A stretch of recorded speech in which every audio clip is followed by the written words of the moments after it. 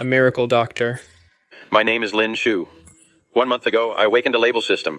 I can see things on patients, diagnostic labels, as long as I follow the label prompts and cure the patients. My medical skills will improve. Tell me, what seems to be the problem? Doctor, my wife and I have been married for almost 6 months, but we haven't been able to conceive. Physically, we're both fine. Then you two, are you using any contraception? No, absolutely not, doctor. My wife and I both have PhDs. We're almost 30 years old. If we wait another 2 years, my wife will be at an advanced maternal age. That's strange. What does this heavy addiction label above his head actually mean? Mr. Zhang, is it possible that in the bedroom? I'm definitely fine in that department, honey, tell him. What could Zhang Yang's addiction be that? My husband is a bit intense in that area, at least 4 or 5 times every day. I even went to the hospital a few days ago to get hemorrhoid suppositories. The doctor even told us to be moderate. Hemorrhoid suppositories. I think I might know the cause of the problem, Mr. Zhang. Let's exchange contact info. After seeing you last time, within a month of going back, my wife got pregnant. That's amazing. I feel like in my mind. There are suddenly many memories of treating patients. A true miracle doctor.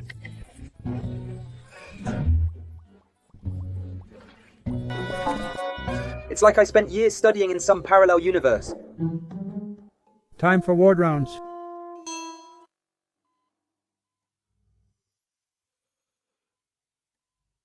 Headache, vomiting, 37.2 degrees, no fever, most likely a migraine. Observe for now.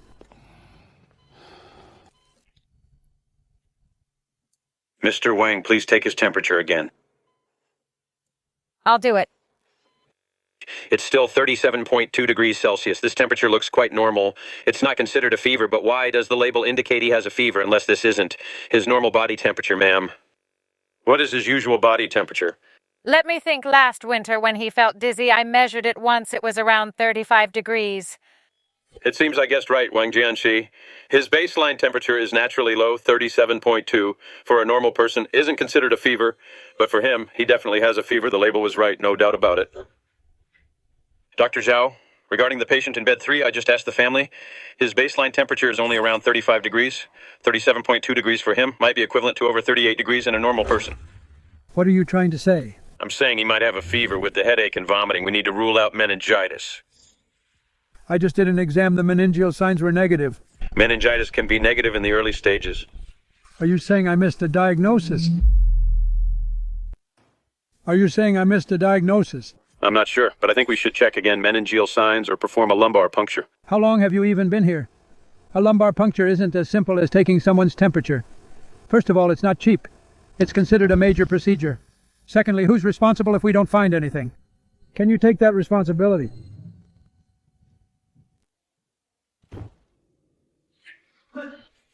Lin Shu, you're just a medical trainee. Why are you meddling? Wong next month. Is your 50th birthday. Why not ask your daughter to come home for dinner? What do you know about these things? She's busy with work right now. Don't just bother her.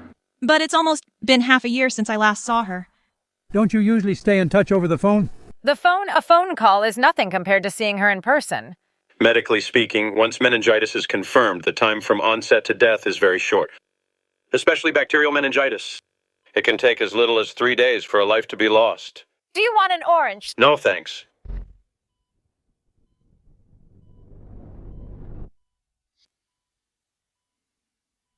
Hello, I'm calling from the ER. We have a patient in the observation area, a 51-year-old male, 3-day headache, vomited once.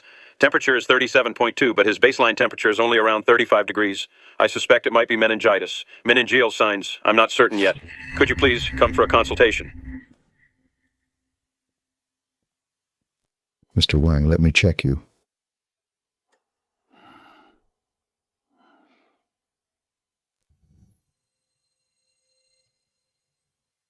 I called them myself. We need to do a lumbar puncture immediately.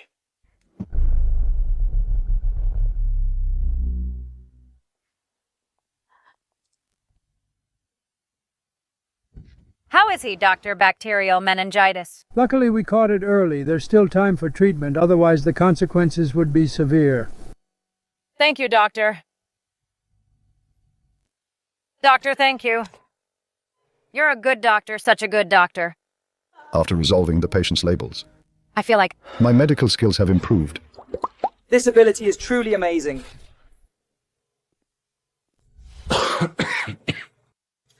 Dr. Zhao. Come to my office later. Luckily, nothing went wrong this time, medical doctor team. If anything had happened, your residency would have ended right there. Thanks for the reminder, Jen. You bypassed me to call a neurology consult. The result proved you right. The patient was saved. Based on the outcome, you did a good job. It's worth commending. But procedurally speaking, you're a trainee. You don't have the authority without the attending's knowledge to call for a consult from another department. If this were reported, it would go on your residency record. I won't report it this time. If anyone asks, I'll say I authorized the call. Thank you, Dr. Zhao. I'm not finished. You're not allowed to see patients for the next 3 days. You're not allowed to touch them either. Take the department's residency management regulations and the consultation protocols and review them thoroughly. In a hospital, protocol is very important. Now go.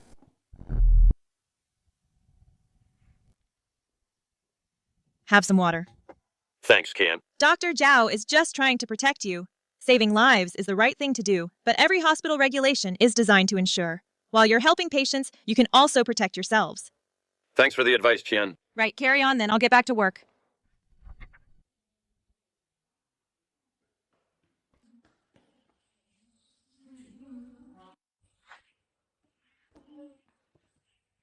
A car grazed me. Just a scrape. Wanted to get it checked. I was on my e-bike, a sedan grazed me while making a right turn. It's not serious, it wasn't going fast, I just fell over. Where are you hurt? My left elbow is scraped, and here on my left ribs it took a hit. It doesn't hurt. Did you call the police? No, I'm in a rush. Can we make this quick? I still have deliveries to finish. Fill out the form first. This description is terrifying. It's still bleeding. What exactly is still bleeding? Get some rest when you get home. Don't lift anything heavy for a few days. Just take one if it hurts. 3 times a day at most. Okay, thanks for your help, Doctor. I'm heading out.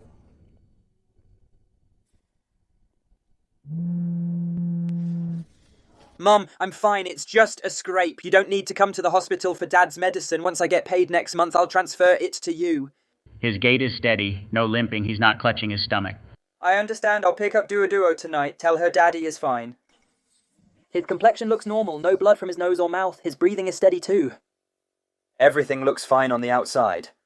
But the floating label still says, still bleeding. His external wounds are already dressed. That means the bleeding is internal. Which internal organ would be bleeding? His left ribs took an impact. The organ in the upper left abdomen is the spleen.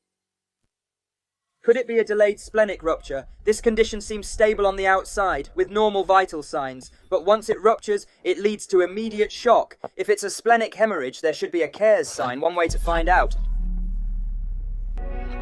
Excuse me. It's definitely a positive CARES sign. Dr. Zhao, what's wrong? Is it an emergency? Dr. Zhao. What's going on? A patient just came in. A 23-year-old delivery man riding an e-bike. Impact to his left ribs. Chen Yuan handled it. He cleaned and bandaged the wound, prescribed some painkillers, and was about to discharge him. And then?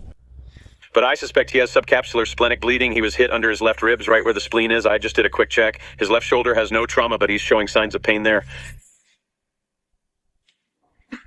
Where is he? Getting medicine at the pharmacy. Didn't I tell you to read the 3-day residency manual? I overheard his phone call. His father is sick, and his daughter is still in school. Where's that delivery man, the 23-year-old one, the one with the bandage on his left hand? Oh, him! He just left after picking up his medicine. Hey, you can't leave yet? I've already paid. Your internal organs might still be bleeding. You're in a dangerous condition. The other doctor already checked me. He said I was fine. I know, but we need to do one more check. I know my own body. Better than anyone. I don't feel any pain. Your hospital just wants to make more money. I'm an attending physician in the ER. My name is Dr. Zhao. Your left ribs took a hit. I was just grazed a bit. It's nothing serious. I have deliveries to make. Or they'll be overdue. Come back with me for an exam. Just 5 minutes. It won't take long. If everything is fine, I'll personally see you out. Fine, I'll go with you. But if the check shows nothing, I'm going to report both of you.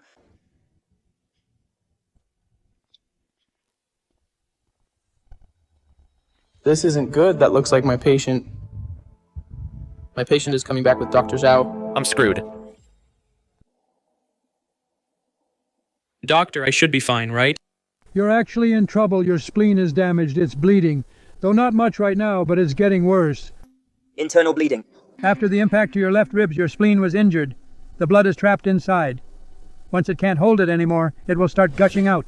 You'll need surgery. Most likely, yeah. How much will it cost? Do you have medical insurance? Yes, it's the rural kind. From out of town. Then a portion can be covered. The specific costs will be calculated after you're admitted. I can't afford to stay in the hospital. If you don't treat it now, the bleeding will only get worse. Once the splenic capsule ruptures, you'll go into hemorrhagic shock within minutes. By then, it won't be a matter of money anymore. My daughter is waiting for me to pick her up tonight. I'll call your family to come over. Give me their number. Call my mom. Thank you, doctor. Lin, you can start seeing patients tomorrow. Okay. Come to me first next time, regardless of whether you have evidence. Just come to me first.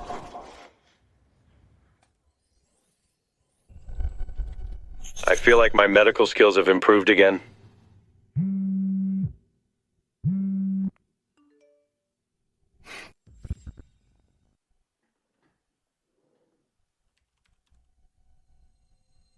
When he came earlier, I did a basic checkup. He said he was fine too. So I didn't think much of it.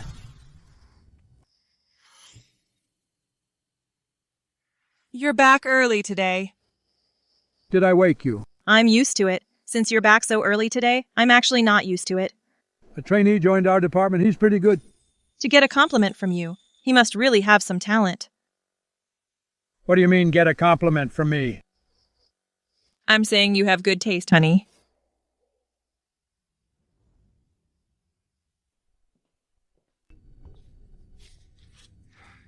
You're here early today. I just got here a moment ago, too. The dorm is close to the hospital. It's just a few steps away. Ha ha ha ha. All right. When you're at the clinic later, let me know if anything comes up. Dr. Zhao, I'm heading to the clinic then. Go ahead.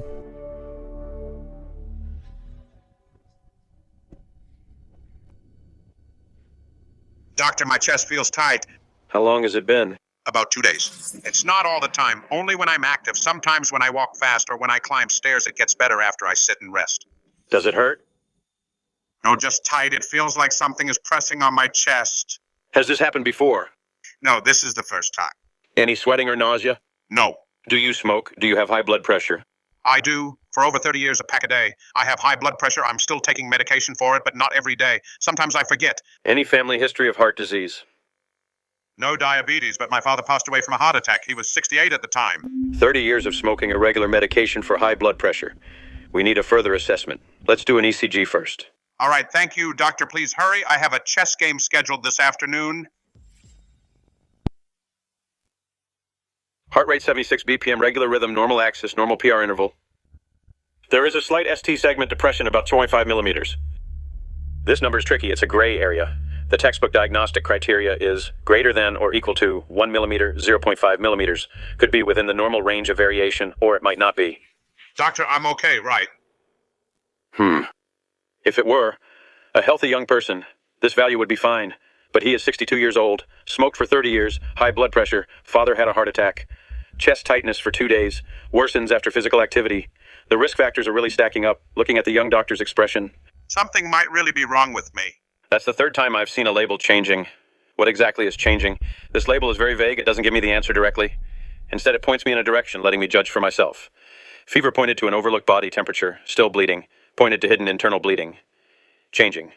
Could it be an ECG is like a photograph? It only represents a moment of cardiac electrical activity. It can only tell you the heart state at this moment, what it's like. It can't tell you the heart's future state. I need a second ECG, but not right now. It needs to be 30 minutes apart.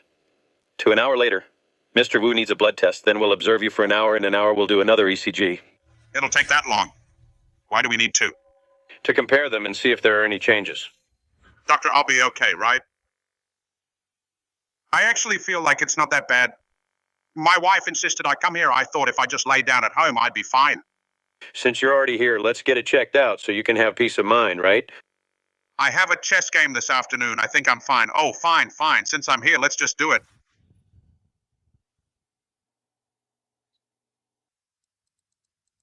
The situation isn't good compared to the ECG. From an hour ago, the ST segment depression has worsened. Your current condition is called unstable angina. It needs immediate treatment. If left untreated, it could develop into a heart attack. Heart attack? How could it be a heart attack?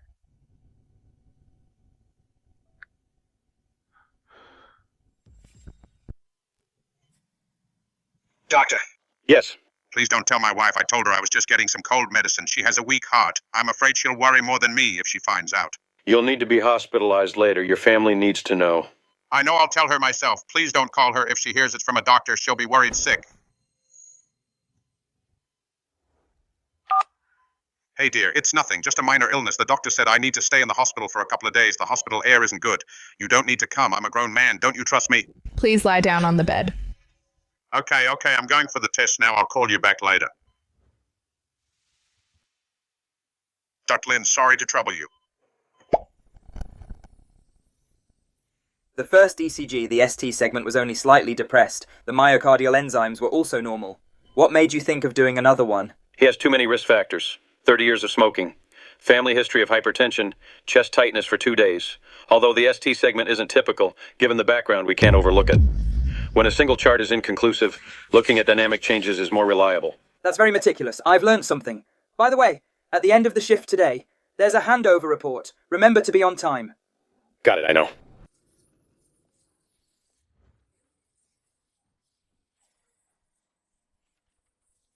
We're adding a case discussion today. Lin Shu, please present the patient you're treating, Wu Guoliang.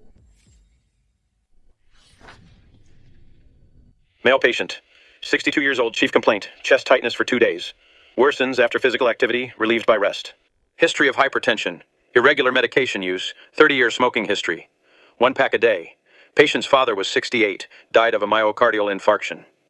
Physical exam, BP 148/92, cardiopulmonary auscultation. No obvious abnormalities found. The first ECG ST segment depression in leads. V4 to V6, approximately 0.5 millimeter, does not meet diagnostic criteria. Myocardial enzymes and troponin all within normal range. The data looks normal. What made you think of rechecking and doing a second ECG? Because there were 3 words above his head. This decision you made was a bit aggressive procedurally, but the results prove your judgment was correct. Well done.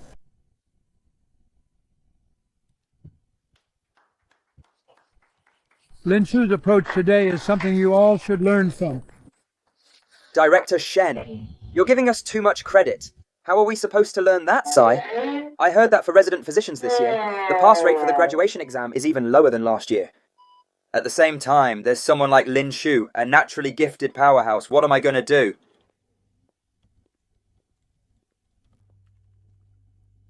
Dr. Lin off work already?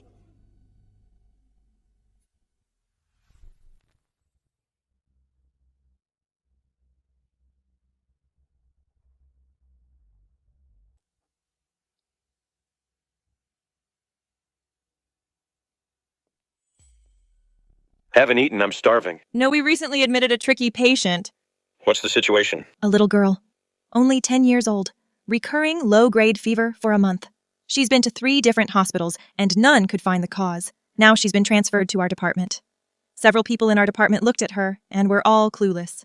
Even Dr. Chen hasn't figured out a direction yet. Everything that could be checked has been checked. Recurring low-grade fever for a month. For complicated cases like this, will there be a label?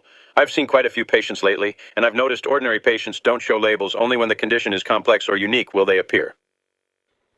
Do you have Practical Pediatrics, that book? Yes, but it's in the office if you want it. Come pick it up tomorrow. Okay.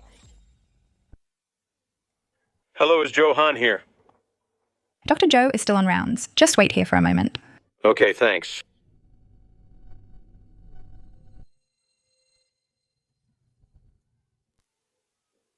What do you mean by more than one? More than one symptom, more than one disease, more than one organ, or more than one cause? I'm here to borrow a book. Let's go to my office to get it.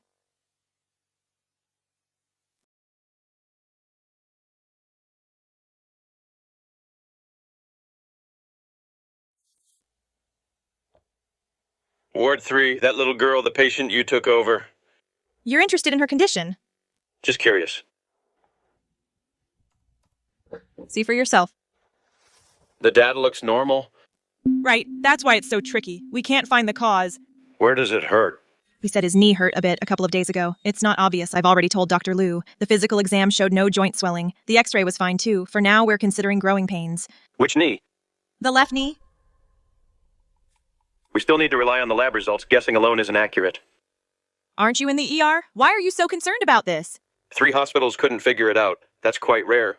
You're the type who can't walk away from a challenge. Found it. The data here isn't right. What did you find?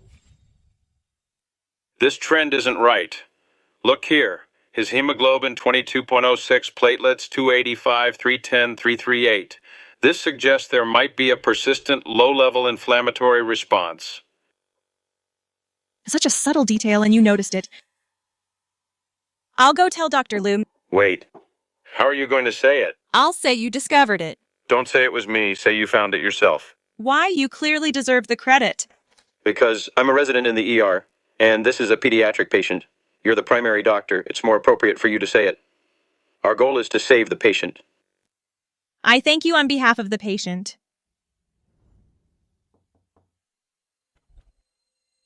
What's wrong? I reported to Dr. Liu and showed him the platelet and hemoglobin changes. Over the past few weeks, I mapped out the trend for him. What was his conclusion? He said the trend does exist, but every test result is within the normal range. He thinks this level of variation in indicators isn't rare for hospitalized patients. Changes in diet, less activity, or even repeated blood draws can subtly affect blood counts. What do you think? I think your hunch is right. Routine tests don't show anything, but this series of abnormal values is something we should pay attention to. At least we shouldn't ignore it. Have some water first. How does Dr. Liu plan to handle it? He said to keep observing and wait for next week's follow-up to do another blood count. If the trend continues to worsen, we'll reconsider the diagnosis. In that case, when you do the follow-up next week for the blood count, add one more indicator. What indicator? Serum ferritin.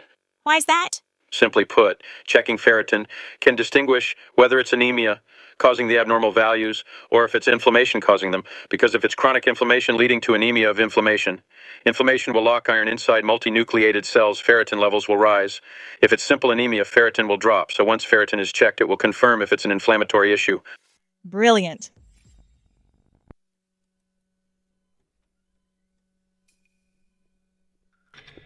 That patient just now, suppurative tonsillitis. Give him a ceftriaxone skin test. If there's no reaction, start a 2G IV drip. Add some ibuprofen to reduce the fever. Once his temperature drops to 38 degrees or below, he can leave.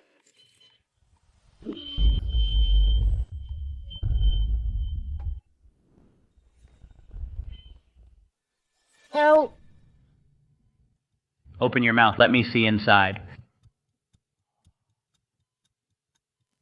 The mucosa behind the tonsils, severe cystic bulging. If it gets any worse, he won't be able to breathe. Get out! Your patient is deteriorating. Just a moment, ma'am.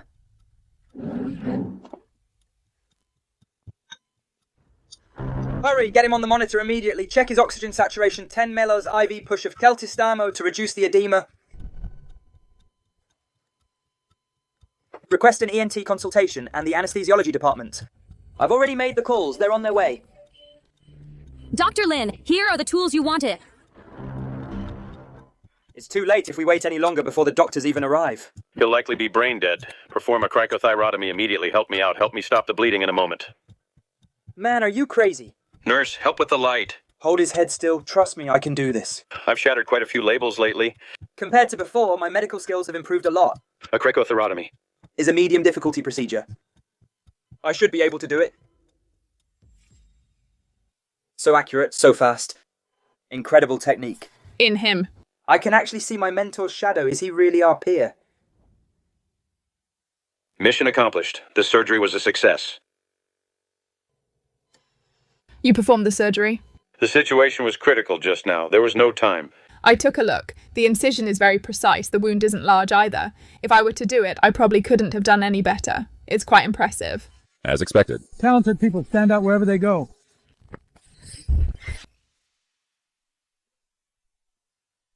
This kind of surgery is very draining. I'll take him to rest. This is your patient. You should stay here for now and look after the patient. Dr. Lin, I'll get you some water.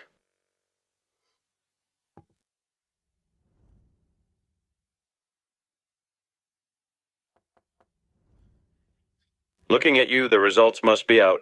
They are. I did as you said for Sue Jinian and ordered a serum ferritin test. Guess what the serum ferritin level is? Data is rigorous, I won't guess. You are so literal fine. Her ferritin level is 235. I remember the normal range is 20 to 200. Exactly. Moreover, hemoglobin is 102 compared to last week's 106. It dropped 4 points. Platelets are 358, up 12 points from last week's 346. What did Dr. Liu say? Dr. Liu reported it to the medical department. He asked rheumatology and immunology and hematology to conduct a joint consultation. Are the results out? Not yet, but we should know by tomorrow. I'll tell you tomorrow. Okay. Today the results came out. Judging by your expression, it might be bad news. Rheumatology and hematology ran some tests on her. The conclusion is, based on current evidence, it's not enough to diagnose any specific rheumatologic or immunologic disease. The patient is ANA negative. Complement levels are normal. Joint symptoms are atypical. Recommend regular checkups of inflammatory markers. Watch for any new clinical symptoms. So the bottom line is, she's not sick. Send me the medical records. You have a theory. A little bit, but I'm not sure yet. First there's chronic inflammation, which then triggers fever and joint pain. Then the anemia worsens, followed by a reactive increase in platelets, finally a loss of appetite. And a sudden drop in weight. It's like a tree before the leaves turn yellow and fall. The roots underground have long since rotted. I saw him in the ward earlier. Only the fingers on his left hand showed signs of disease, developing into clubbed fingers. If it were a systemic disease, the changes should be symmetrical. Since it's only on the left hand, that suggests the lesion is localized. What kind of thing only affects the left extremities without affecting the right one's blood supply? The blood supply to the left and right hands follows different pathways. After the blood is pumped from the heart, it takes 3 routes. The first goes right from the brachiocephalic trunk, supplying the right upper limb and the right brain. The second goes up the left common carotid artery, supplying the left brain. The third vessel goes left from the left subclavian artery, supplying the left upper limb. So, A 10-year-old girl fainted and fell forehead trauma. Loss of consciousness. Recovered spontaneously after about 10 seconds, currently drowsy. Doctor, I've seen you in the ward. Be a good girl. Everything will be fine. You'll feel better after a nap. I'm going to help you. Let's check what's making you sick, okay? Thank you, Doctor. hand me the blood pressure monitor.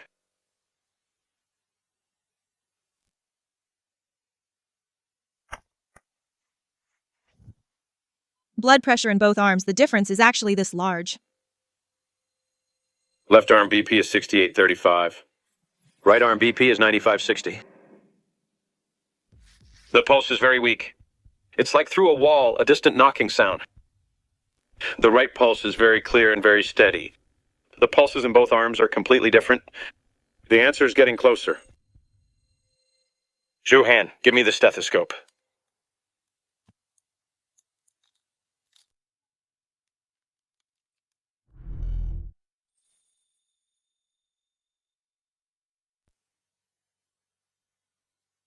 I found the cause. Make a call, ask Dr. Zhao to come here immediately. Okay. He's been hospitalized for so long your pediatrics department can't even find the cause. This is ridiculous. Without knowing the cause, how can we save him? I found it. I found the condition. Left arm BP is 6835, right arm BP is 9560. The systolic difference is about 37 mmHg low-grade fever for 3 months. Elevated CRP and ferritin rapid EDSA. Hemoglobin continues to drop, platelets continue to rise, ANA is negative. Normal complement and bone marrow biopsy. Unilateral clubbing in the left hand, accompanied by localized migratory pain in the left knee. Significant weight loss in summary. Takayasu arteritis.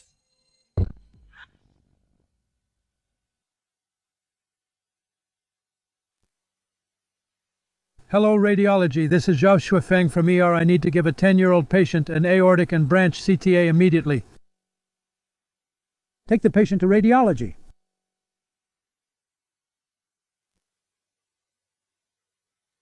Takayasu arteritis is actually very rare. Pediatric Takayasu arteritis. Have you seen it before?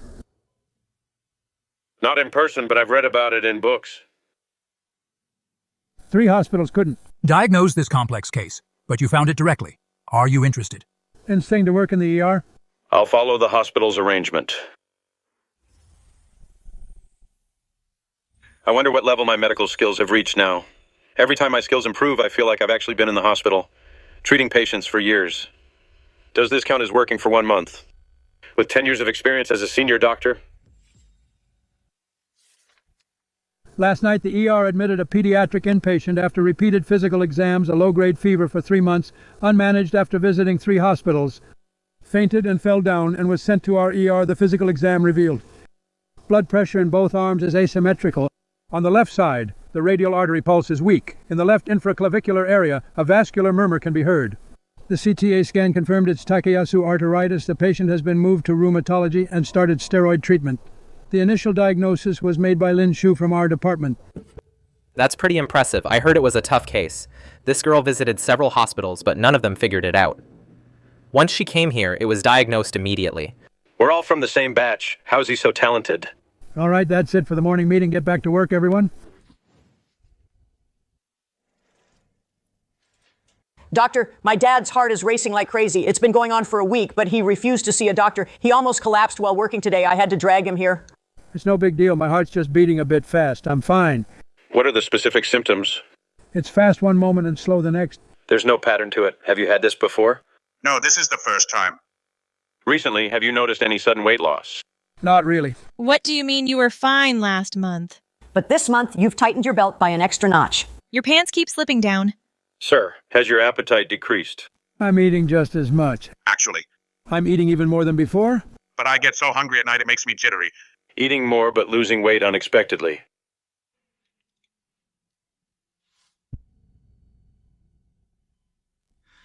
Go get an ECG done. For the ECG. And a thyroid function panel. Is all this really necessary? I feel perfectly fine. Dad, just listen to the doctor. Since we're here, let's get a full checkup. Dr. Lin, my dad's thyroid test results are in. Accelerating heart rate is increasing. Basal metabolism is burning. Appetite has increased, but weight is dropping. Looks like I was right. It is atrial fibrillation caused by hyperthyroidism. Dr. Lin, is my dad's condition serious? Your father has a thyroid-induced complication of atrial fibrillation. It can be fully controlled with medication.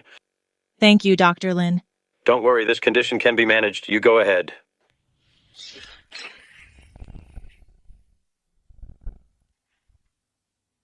Nyanian, look who's here. Big brother. How's the recovery going? Much better. I had a bowl of porridge this morning and 2 boiled eggs. What are you reading? Uncle Joe gave this to me. It has big goldfish on it. The doctor said the indicators are dropping. CRP dropped from 12 to 7. Yesterday's temperature was 36.8, no fever for 2 days. Thank you, Dr. Lin. Just doing my job. So you're Lin Shu? Yes, that's him. He's the one. 4 hospitals couldn't figure it out. The patient was at our hospital for nearly a month. No one had a clue, until he alone diagnosed Takayasu arteritis Lin Shu. He's quite impressive.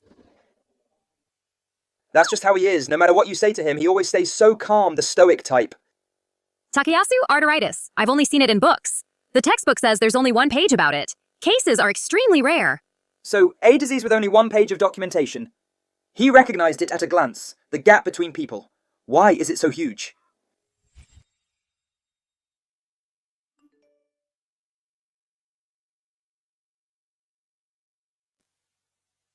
See that? You're famous now, by the way. You're pretty impressive, such a rare disease. How did you diagnose it? Xiaoshu. Mom gave you this name because she hoped you would grow up strong like a big tree. When Mom is gone one day, you must take good care of yourself. I'm sorry, lupus aortitis. It was detected too late.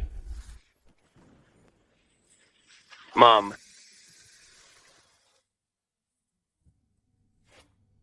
I'm full. You guys go ahead and eat. Dr. Lin, I heard about Sujinian's case aortitis. You have keen observation skills. Thank you for the compliment, Dr. Liu. You asked Johan to check the ferritin levels and told him to watch the trend. You were the one who tipped her off.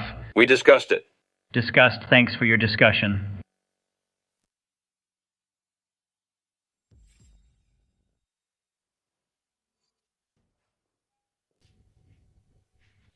Tomorrow at 3 o'clock p.m., come to my office. Bring that case's inspection records. Shen Yue said she wants to turn it into a teaching case to use for training residents later. To use for training other residents, but I'm a resident too. This is a bit too high profile.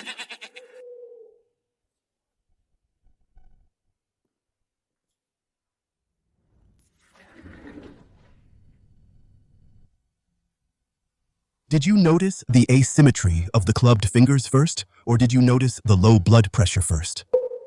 The clubbed fingers first. When was that? Once when I went to the ward, I saw her holding a cup to drink. The curvature of her left index and middle fingers was greater than her right hand. And then? So before he arrived at the ER, you already had a direction. A vague direction, but I wasn't sure I had to wait for the test results. Let the physical data speak for itself. That's good. I'll organize this case into a teaching version for next month's residency to use in the training class. Your name will appear as a case contributor. Thank you, Director Shen. I remember when he first arrived. There was one time an appendicitis patient was there for 10 minutes and he couldn't figure it out. This shows he's progressing very quickly. He can apply what he's learned. By the way I remember, it's almost time for the residency rotation. Right, the resident rotation date is October 8th. Which department is he going to? Let me see. General surgery. I'm in respiratory medicine. I heard general surgery involves going under the knife. Can you handle it? I should be fine.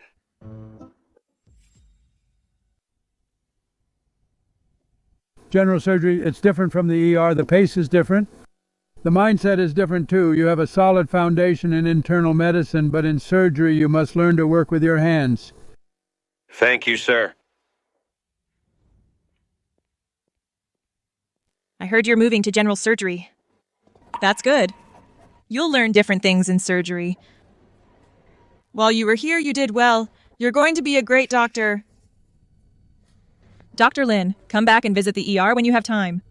I will. I heard Dr. Zhao went to see the vice dean. He said you're a promising talent for clinical work in the ER. He hopes to have you assigned to the ER eventually. Key points for positioning in Zone C. This spot is hard to resect. And you are. Hello, I'm the new resident Lin Shu. So you're Lin Shu, Wei Mingchuan, your supervisor. Dr. Wei, I look forward to learning from you. Come here, let me show you around the department.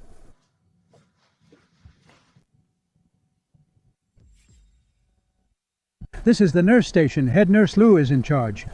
If there's an issue with your medical orders, she'll call you. Don't worry, she's actually quite nice. She just talks fast. You'll start following dressing changes tomorrow. Just watch for today. You'll do it yourself the day after tomorrow. The location of the iodine gauze and forceps, make sure to remember them today. The OR is on the 5th floor. Wear scrubs when you're in the OR. The locker room is around the corner. Shoe covers are in the cabinet by the door. Don't put them on backwards. An intern put them on backwards last week and got scolded by the head nurse. That's Guran. A resident, you can ask her if you're unsure about anything. She's quite busy. Try to ask when she's not occupied. You'll start with 3 beds. Beds 12, 13, and 14. It's not too many. Just get familiar with the environment first. Bed 12 is a cholecystectomy. 2nd day post-op. Recovering normally. Bed 13 is 3 days post-appendectomy. They can get out of bed today. Bed 14 is a hernia case. A laparoscopic hernia repair is scheduled for tomorrow. You'll be the 3rd assistant. Bed 12's drainage tube needs to be removed later. Go check it first. The volume and color of the drainage. If it's less than 50 be thorough and pale yellow, it can be removed. Call me when you're ready to pull it. Oh, by the way, about that Takayasu arteritis case, I heard about it. That was a brilliant diagnosis, but surgery is mainly about your manual skills. I haven't seen what your hands can do yet. We'll see when you pull the tube this afternoon. The new guy. Lin Shu, he reported for duty today. Yes. Bed 12's drainage tube can be pulled today. I checked it this morning. The volume was under 40. The color looks normal. Have Dr. Wei supervise you while you pull it. Don't do it on your own. Okay. You do it. Go ahead.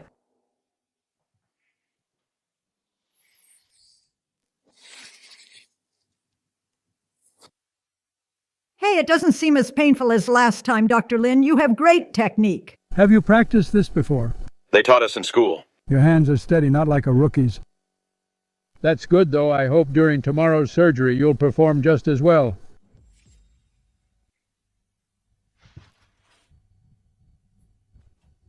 Look here. This layer of the transversalis fascia is very important. This is where the hernia protrudes through the weak point. See that? Guren, you dissect this section. Lin Shu, you handle the suturing.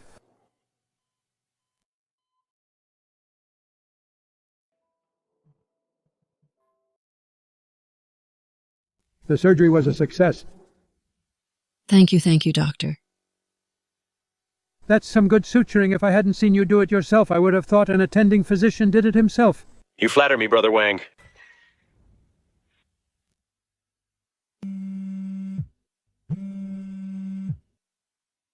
I heard your department recently got a new resident. How is that kid's actual hands-on ability? Ha ha ha, you, that picky nature of yours is exactly how I was when I was young. I have work to do, hanging up.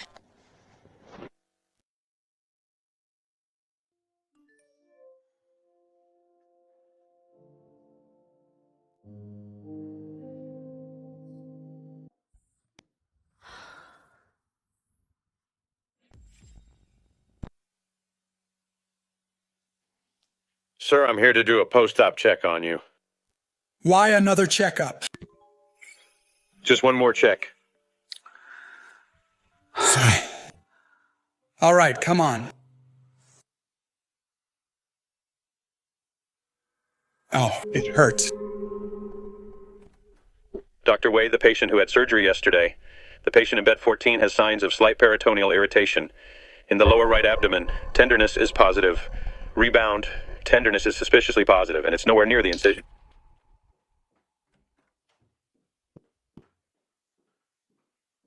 What's the situation? Didn't you say the surgery went very smoothly? The surgery went very well, but depending on individual differences, there might be some post-op symptoms. That's why we asked you to stay for a few days of observation. All right, then. A small amount of oozing blood. The amount isn't large, so let's observe first fluid resuscitation. Recheck the blood routine in 4 hours. If the hemoglobin is still dropping, we'll talk then. The incision looks fine. How did you think to press that spot in the lower right abdomen? Habit. I'm used to checking every area during a physical exam. Not just near the incision. Do they teach this in the ER? Just a personal habit. No wonder you caught that Takayasu's arteritis. Good habit. Keep it up.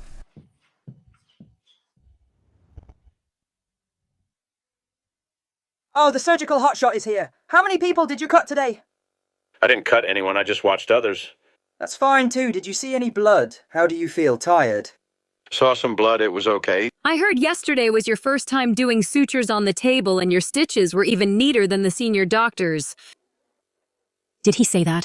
I heard it from a visiting student in the group. They all say you're good at internal medicine and surgery as well. After residency, you'll most likely be able to stay. Hey, did you see Guran from your department? They're in the same department. Of course he saw her. I saw her. I heard Guran has a nickname called 2mm because she requires suture precision to be within exactly 2mm. None of the surgical residents aren't afraid of her. In surgical suturing, a 2mm error is actually quite wide. I have nothing in common to talk about with a big shot like you, but I did think of something. Tell me if she gets a boyfriend in the future. When they're kissing, would she complain that he's off by 2mm? Is your tongue laced with poison? Besides, her skills are indeed good. It's a good thing to have someone point out your flaws to your face. It's only scary when no one does. Those were the original words of my mentor back then. Now I'm passing them on to you. Oh, Ms. Jiang, why do you sound like an old Professor Lin Shu? Who do you think has better suturing skills, you or Guran? Hey, look at him. When you talk to him, he's always like this, a total man of few words. That's called the modesty of a master. You think everyone is like you making a fuss every single day. If Lin exists, why must Chen exist too?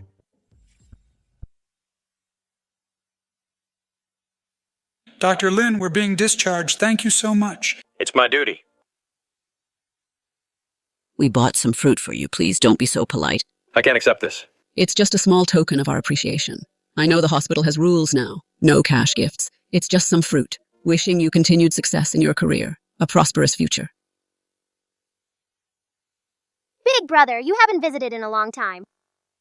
Where's your mom? My mom went to look for a job. She said she wants to find one near the hospital. That way she can come and be with me often after work. So young and yet so mature. Big brother, which department are you in now? General surgery is... I know that's where they perform surgeries, big brother. Have you ever performed surgery? a few times. Were you scared? Not at all. I used to be so afraid of shots, but here I get shots every day. Now I'm not afraid at all. Nyanyan is the bravest. The whales in this book aren't as cute as cats, but its story is longer. I love the ocean. My mom promised me that when I get better, she'll take me to see the ocean. That's great. After you see the ocean, come back and tell me what it's like there.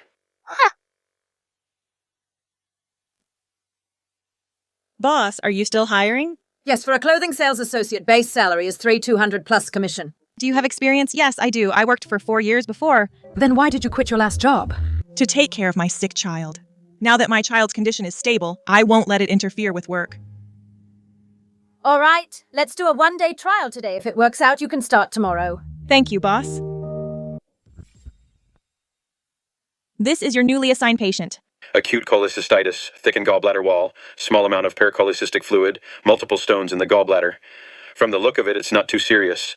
Acute cholecystitis isn't uncommon in general surgery. Dr. Wei has already scheduled surgery for the day after tomorrow. Laparoscopy routine, cholecystectomy. Go and take a look first. Doctor, what's wrong with me? I am Lin Shu, the doctor in charge. I'm going to perform an admission physical exam. Okay. Thank you. Recently, has there been any change in your weight? I've lost some weight. Roughly how much? 6 kilograms. Soybean size, it's hard and mobile. Does it hurt? No pain. Really, it doesn't hurt. It doesn't hurt. What's the matter?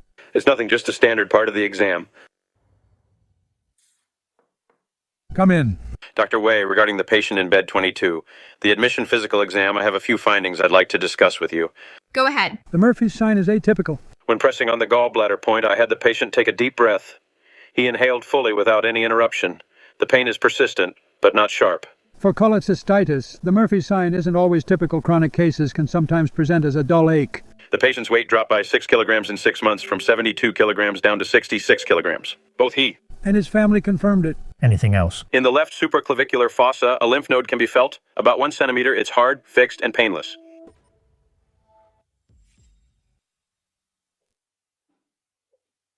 Dr. Wei. Let me check for you again. The CT report. Let me take another look. Order an enhanced CT scan for the abdomen and pelvis. Schedule it for tomorrow morning and put the surgery on hold for now. What do you think it could be? It's hard to say. Hopefully it's a misdiagnosis. Let's wait for the report. You're right. Wait for the report. Gallbladder cancer, and at least T3. It's invaded the serosa lymph node metastasis near the cystic duct and the abdominal aorta. It's confirmed. Confirmed we'll need an open surgery to perform a radical cholecystectomy, extended resection plus lymph node dissection. Get an oncology consultation. Who found this? Lin Shu, the new resident on rotation. The name sounds familiar. Is it the Takayasu arteritis? Takayasu arteritis. What kind of nickname is that? I have a name, you know. My name is Lin Shu, not Takayasu. Yeah, it's him. He found it during the physical exam. He's the one who caught it. He did it all by himself, based on his comprehensive judgment. Let him continue managing this bed.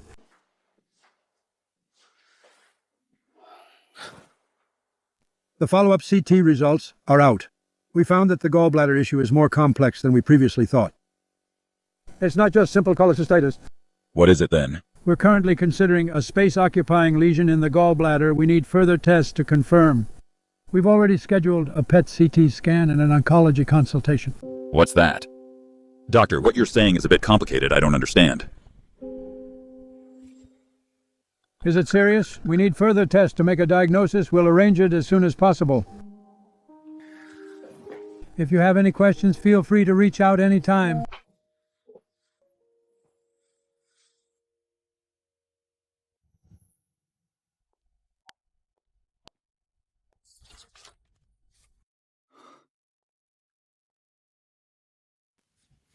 Ma'am, the PET CT scan is already scheduled. For the morning after tomorrow, once the results are out, oncology will come for a consultation. By then, we'll have a comprehensive treatment plan. Dr. Well, the space-occupying lesion. Does that mean it's cancer?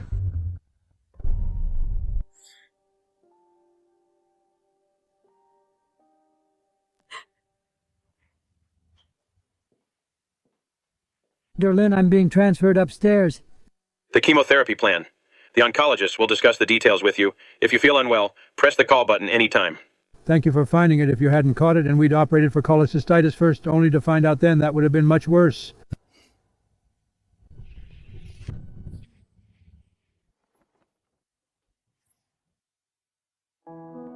Dr. Lin. This is from the patient in bed 22. They left it at the nurse station before leaving and asked me to give it to you. Do you know what we see most in respiratory medicine? It's coughing. Nothing but coughing. This morning I saw 12 patients. 11 of them had a cough, and the other one was just picking up a report. It's gotten to the point where I've developed a reflex in the cafeteria. If someone coughs, I subconsciously want to reach for my stethoscope. Since you're so professional, Dr. Chen, you should just stay in respiratory medicine. No way, I actually prefer orthopedics. Orthopedics is great snap, and just like that you've set the patient's bone. Unlike respiratory medicine, where after 2 weeks the patient is still coughing. It's so frustrating. Lin Shu, how about you? You've been looking pretty busy lately. How's it going in surgery? I heard you caught another serious case. Yeah. What was it? Gallbladder cancer. How did gallbladder cancer end up in general surgery? Was she admitted as a case of cholecystitis? Yeah. How did you figure it out? Physical exam. Physical exam again. Are you a human CT scanner or something? Whatever the illness is, you just take one look, feel around a bit, and you've got the diagnosis. It's not that exaggerated. Not exaggerated, holy crap. If I could diagnose something like that through an exam, I'd be bragging about it for a year. Anyway, how's the patient doing? Transferred to oncology for chemo. Was it caught early? Not really, it's already metastasized.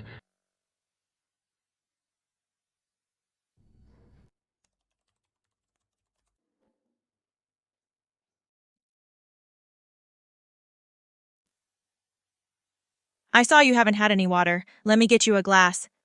Oh, thanks.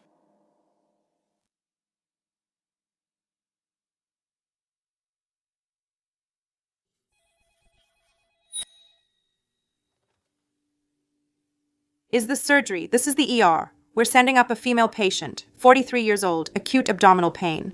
The CT shows abnormalities around the superior mesenteric artery, some fluid in the abdominal cavity. Requesting an emergency surgical consult. We need you guys. She's being wheeled up now. Got it, we'll be right there.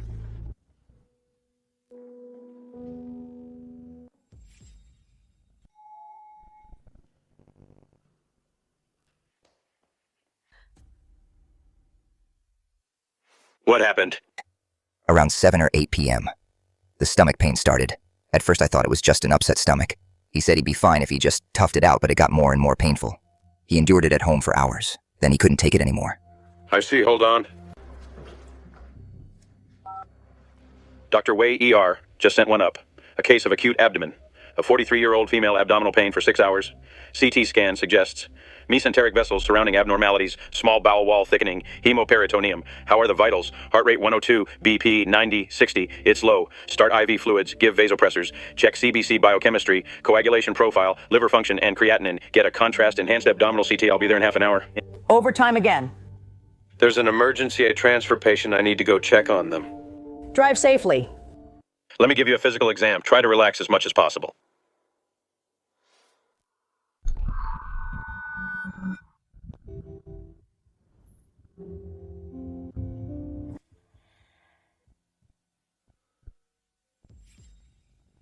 This redness on your face, how long has it been there?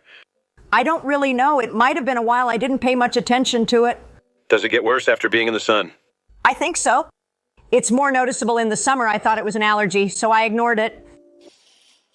Family member, come over and help me out. Doctor, what's wrong? Is it serious? Help me roll up the patient's pant legs. Okay.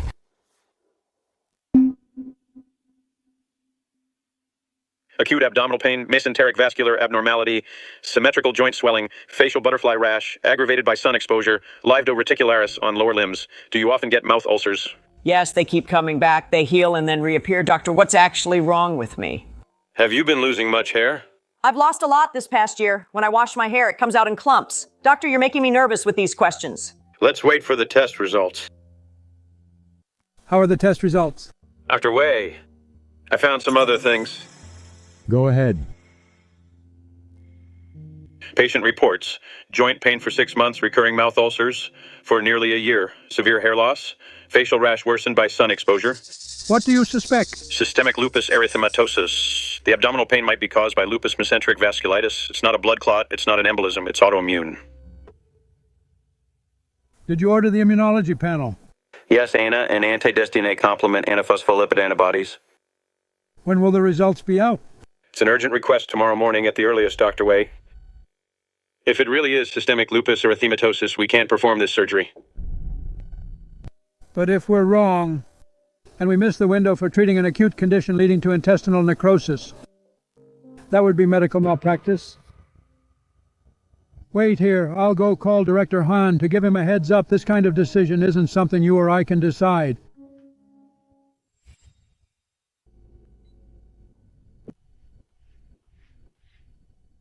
I told Director Han he'll come to see the patient tomorrow morning. Let's do a CTA tonight. If your assessment is correct, we can't do surgery. It would be useless. Vasculitis needs steroids to be suppressed. It's not something a scalpel can solve, but if you're wrong, he'll lose his intestines.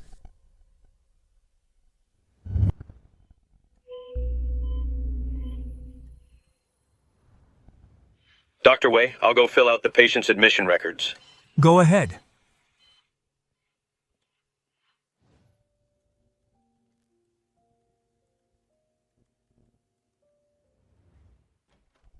I just personally performed an examination. CTA can rule out an embolism.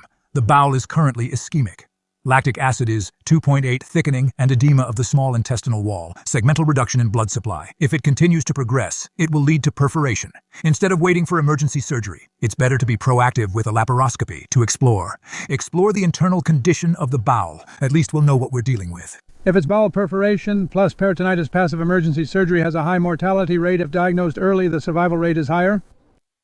I'm leaning toward exploration. Director Han, I don't think we should operate.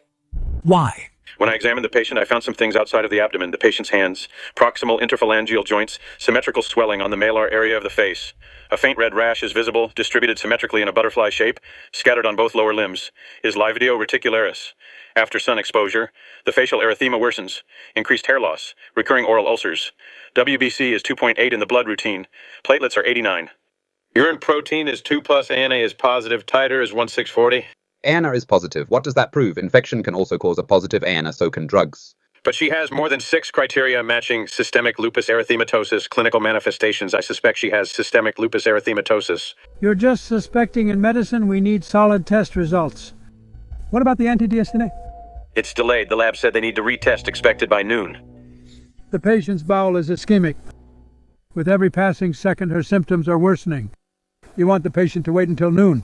Dr. Lin, are you trying to say the patient might have systemic lupus erythematosus? If it is systemic lupus erythematosus, high doses of steroids are needed. Use steroids to suppress the inflammatory response.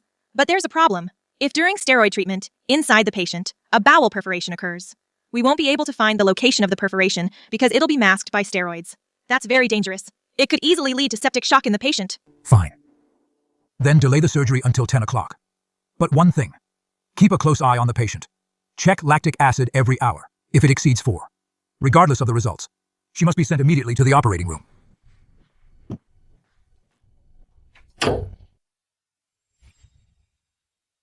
Dr. Wei, I want a request from rheumatology and emergency consultation. Are you sure? This is just your own judgment. If you're wrong, it will have a very negative impact on you. Dr. Wei, I trust my judgment. Is this the lab? This is general surgery. We have an urgent complement test, C3 and C4. The patient's surname is Zhou Shuepei. Yes, can you prioritize the results? We need them urgently. Okay, thanks. They said they'll try. Thank you, Dr. Wei. You're welcome. If you're right, you'll save her life. If you're wrong regarding Director Han, I'll take the responsibility for you. Doctor, my wife is in pain again. It's even worse than before. What is wrong with you people? Why has it been so long and nobody is helping her? We came from the ER. The ER doctor said she needs surgery, but you haven't done it. Isn't this the best hospital in the province? Are you guys competent or not? We are performing further tests. The results will be out soon. Once they are out, we will have a clear plan. We won't keep her waiting. Fine, you're the doctors, you call the shots. Is this OBGYN about the complement test you requested? C3 is out, C4 is still processing. What is the C3 level? Chart 2-1. That's so low, it's not even a quarter of the normal value. Back then, my mother's medical records only showed 0.42.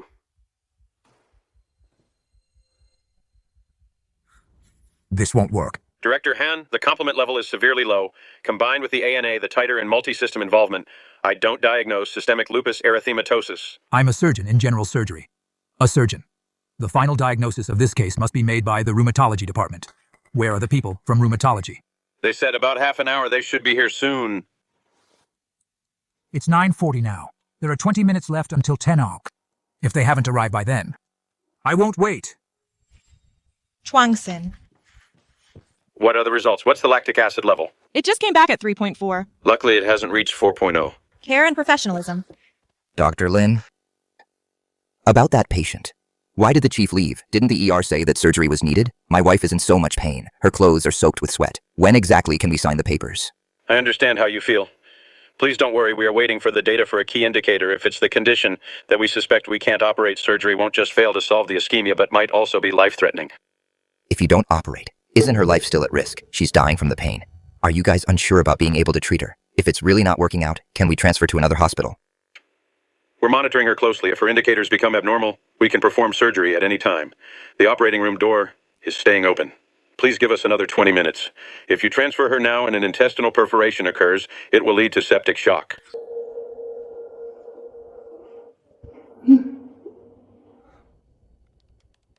I'm Lin Shu from General Surgery. Where is your consulting doctor? They should be on their way. The person from rheumatology hasn't arrived yet. They're on the way. The dressing change for bed 27. I've finished it. You don't need to look after other beds today.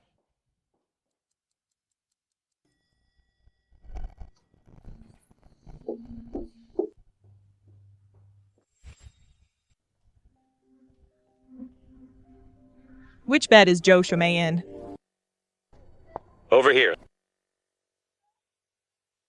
Active SLE. It's basically confirmed lupus-related mesenteric vasculitis, small vessels, diffuse immune inflammation. Even if you cut out this section of the intestine, it's useless. As long as the immune cells are still attacking the blood vessels, you remove this part and connect a new segment, it will still suffer from ischemia.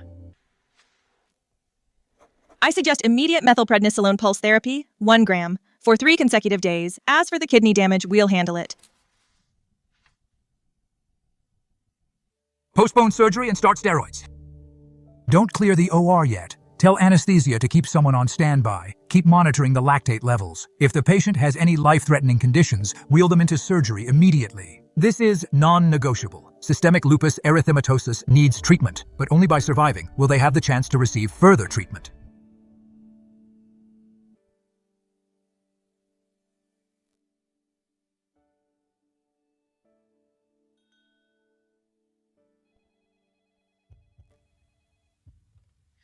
General surgery, this is Guran, this is the OR, right? Dr. Gu, that emergency exploration, are we doing it or not? Or 9 has been reserved for you all morning. The surgeons for the next operations in orthopedics are complaining. Keep it open. The anesthesiologist shouldn't leave either Director Han's orders. Watch the IV drip. If by 2 p.m. the patient's abdominal symptoms still haven't improved, then they must go to the OR, no other choice. If the vitals don't improve, intestinal necrosis inside the body is also fatal. Choose the lesser of 2 evils. Saving the life is what matters most. Understood.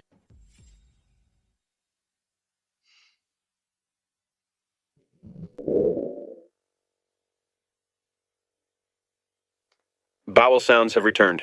Dr. Lin, I feel like my stomach feels a bit more relaxed. It's not as tight as before. You're out of danger for now. Thank you. Rebound tenderness is gone. Bowel sounds are at 4 times per minute. Are the lactate results out? It's down to 2.8. Is this the OR Guran from general surgery, the one in room 9? Cancel the backup table. Let orthopedics take over. I heard the patient is out of danger. Out of danger for now. Since the emergency yesterday, how long has it been since you closed your eyes? 32 hours. Before the next round at 3, I would go lie down in the duty room for a bit. I can still hang in there. This is a doctor's order. No sleep for 32 hours. Right now, your judgment is at 80% at best. How can you treat patients like this? Go sleep. I'll keep an eye on things for you. I'll wake you up when it's time.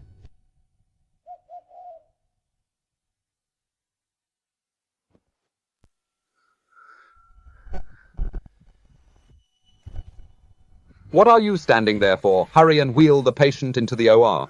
Oh, okay. The surgery was a success. The patient can be discharged so soon.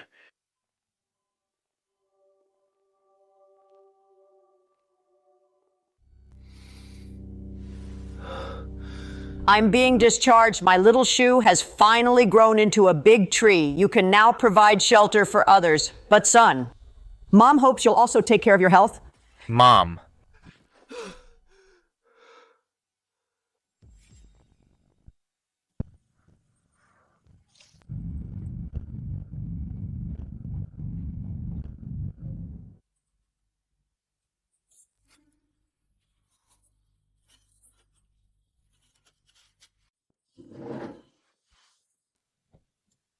The results are in. It's systemic lupus erythematosus.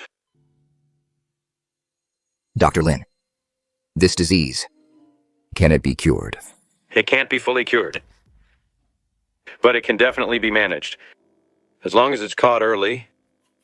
Take steroids regularly and immunosuppressants. Go for regular checkups. He won't experience today's situation again. You can live your lives just as you normally would. As long as we can keep living our lives.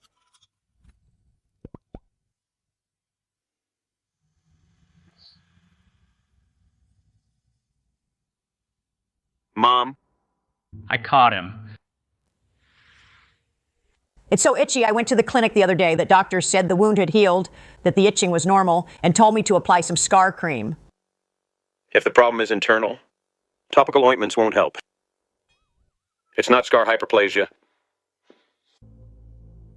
Bear with me for a moment. It might hurt a little.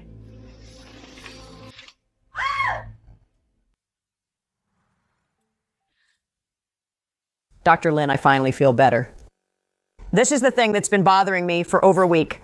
This is a leftover suture end from when the stitches were removed. It's a suture rejection. We'll disinfect it and then you can go. This is the 3rd time this year. I've been in clinical practice for 15 years. Gallbladders, appendixes, hernias, I've performed thousands of these surgeries. No matter how perfectly the surgery is done, what's the point to be promoted to associate chief? You must have 2 core journal papers without rare cases or cutting-edge data. Even if I polish the writing to perfection, what's the point?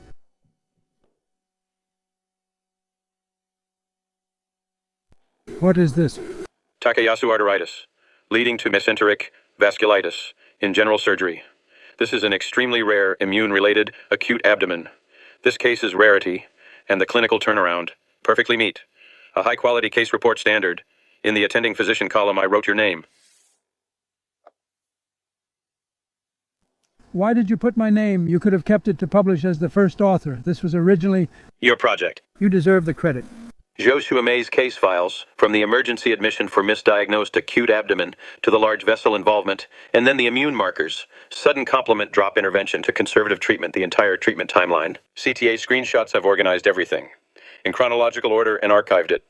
When Director Han was on rounds, you bore the pressure and called for that emergency consultation. You didn't give up then. Besides, right now I'm just a resident trainee. Keeping this case is useless to me.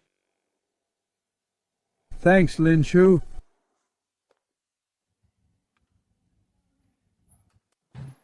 I can't take this anymore. Life is just impossible. Respiratory is sending more cough patients. Forget the coughing. It's the residency assessment.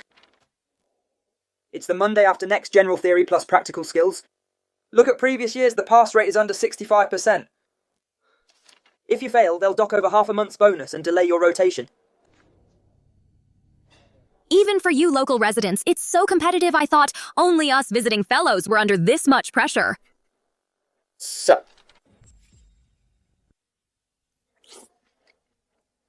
I heard from my instructor that for this surgical written exam, the questions are about the biliary system's anatomical variations. This kind of thing, aside from the chief surgeons at the operating table who could possibly memorize from a book those twisted and winding bile ducts. I originally wanted to go to orthopedics to crack some bones, but now I have to memorize plumbing blueprints from a book. It's driving me crazy. I'm done eating.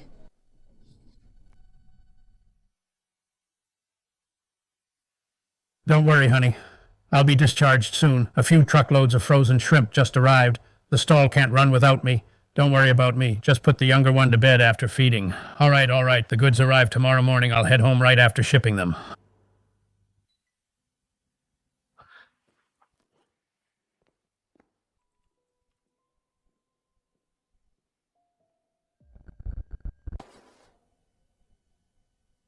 Doctor, I'm ready to be discharged. The other doctor said I'm all better. I remember you hospitalized for cholecystitis, and you had a cholecystectomy, right? Let me give you an exam before you leave. I feel like I'm already recovered. I feel great right now. Besides, Dr. Ding already examined me and said everything looks good. It's fine. Really, I know you mean well, but I know my own body. You just hiccuped. That's a symptom of diaphragmatic irritation. Dr. Lin, you're crossing the line I've already performed. The examination temperature, blood work, drainage volume. Which one of these is not normal? And the lead surgeon was Guran. That was Guran's surgery. On what grounds do you say he can't be discharged? I told you, the patient has abnormal diaphragmatic irritation symptoms, and he just touched his right shoulder. There might be discomfort in the right shoulder. He needs further testing. Just because of a hiccup and a shoulder that's sore from sleeping, you're using that as a diagnosis. Does that paranoid routine from the ER even work in surgery? He doesn't even have signs of peritoneal irritation. It's not on the abdominal wall because the leaking fluid is minimal, or it's wrapped by the omentum under the liver. It's not irritating the parietal peritoneum, but it has already irritated the phrenic nerve branches. If he walks out of the hospital doors now and gets into his refrigerated truck, in 12 hours at most, the seal will fail and fluid will flood into his abdominal cavity. He won't even have enough time to get back to the hospital for emergency rescue. How can you guarantee your guess is right? Because so far up until now, I've never been wrong.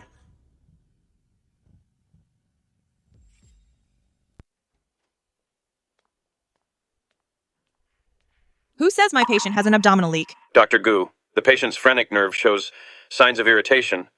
I suspect there's a hidden leak in the surgical area. It could be the stump, or it could be some kind of anatomical variation. I need to pull up the laparoscopic footage of this surgery to confirm. Fine. You want to see it? I'll take you there. I'll prove it to you once and for all. Enough. I don't care about your so-called proof. I have to get back to deliver the shrimp. These 2 tons of shrimp, if they don't ship out tonight, are you going to pay for my losses?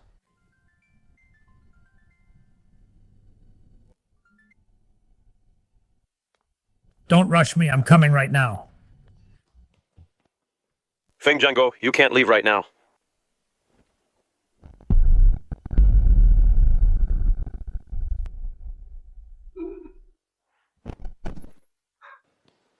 His abdomen is rock hard, board-like rigidity, diffuse peritonitis across the abdomen. Guran, notify Dr. Wei immediately. Start emergency resuscitation. Dingnan, hold the elevator. He actually got the diagnosis right. How on earth did he do it? His physical exam skills are incredibly good. Is he even human? Dr. Ding, the elevator. Notify the OR Prep or 9 for emergency. Anesthesia, prepare for intubation. As for Dr. Wei, I'll notify him. Proceed directly to open surgery. Lin Shu, quickly get the patient onto the gurney. Get him to OR 9 immediately.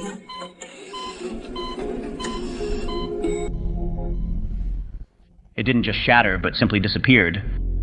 It means we couldn't stop the hidden danger from erupting. Dr. Lin, you've already done an amazing job. The patient wouldn't cooperate. You really can't be blamed for this.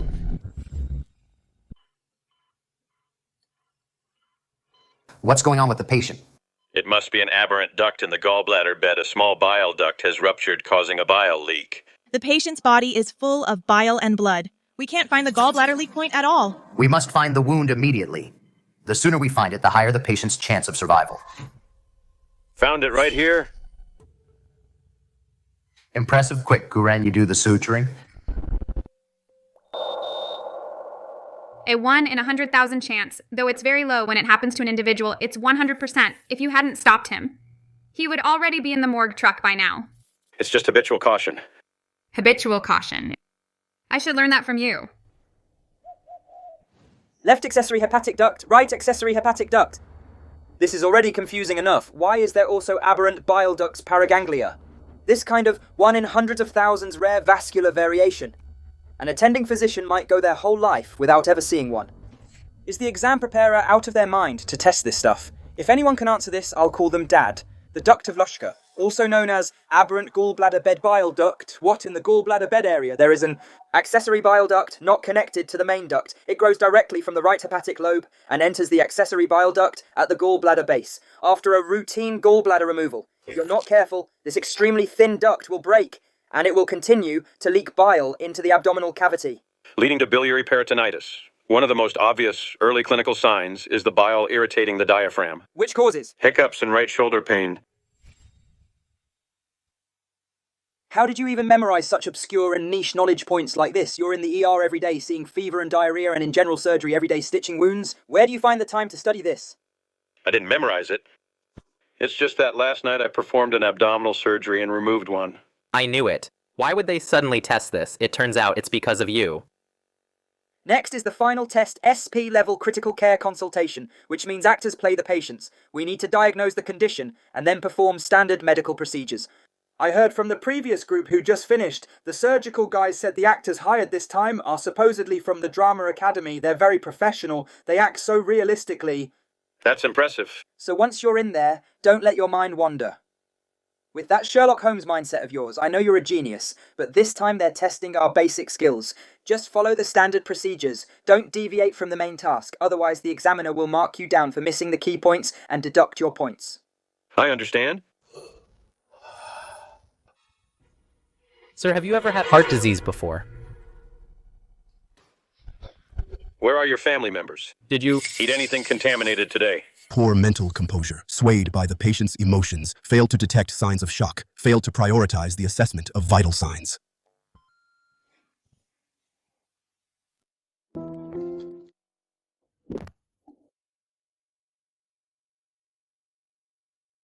general surgery?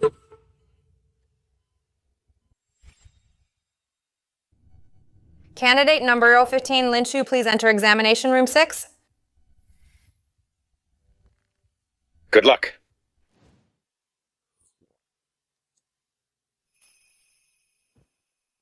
Hello, I am Dr. Lin Shu, the doctor on duty. Where do you feel the most discomfort right now?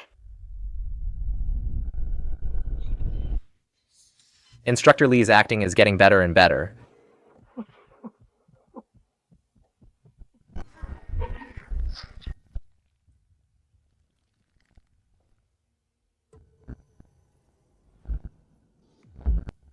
Save him. His aortic dissection has ruptured. They don't actually think this is still part of the exam. Do they stop the exam?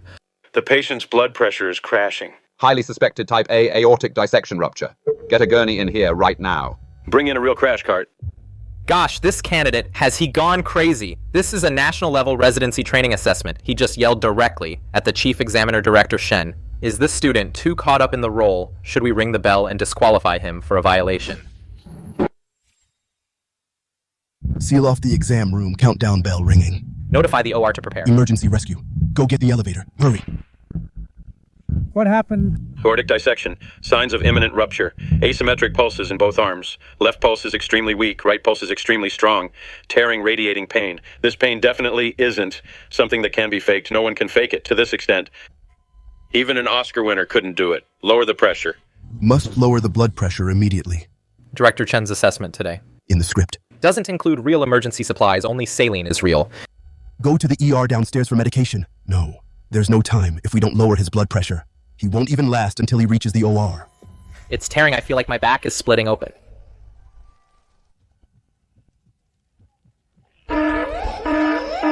Director Shen Li. Has something in his pocket. Captopril. No, in his current state, he has trouble swallowing. He'll aspirate it into his trachea. So aggressive. What a wild way to perform first aid.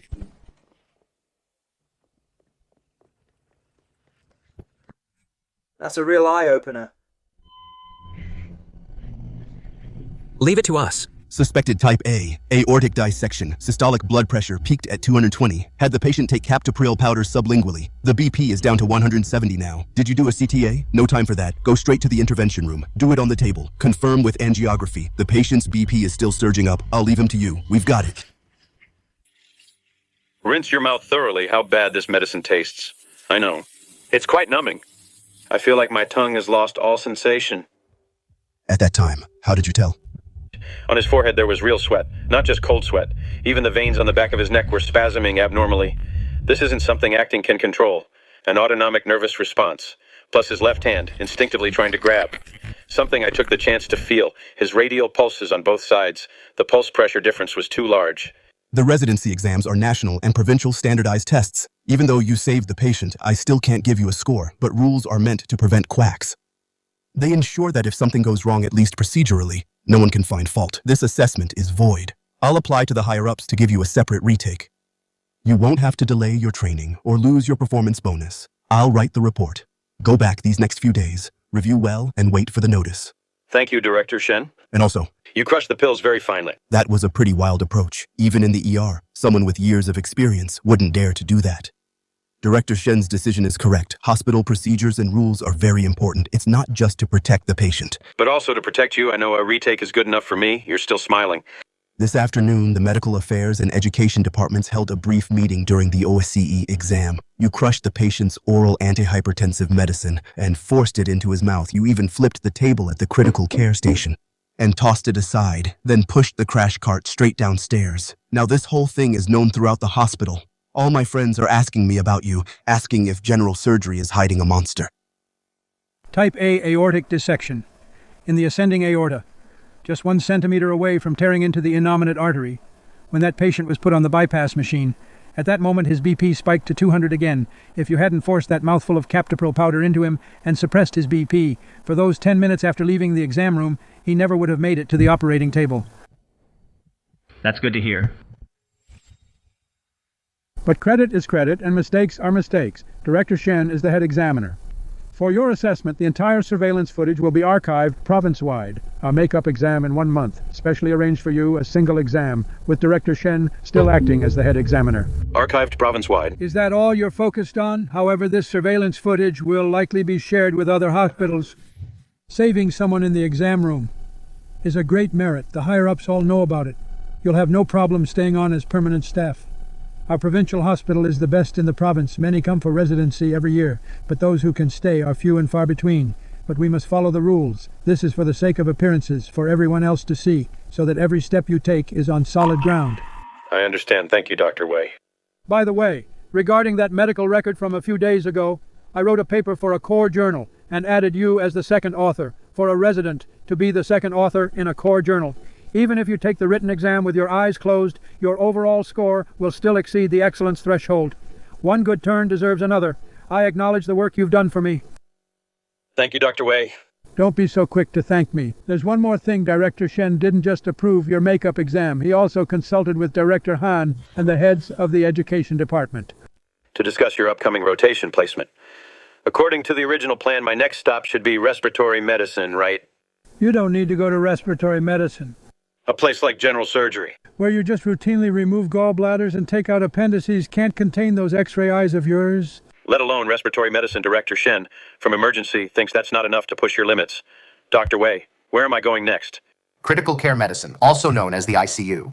That place, needless to say, the patients you've seen before could at least tell you. Where it hurts.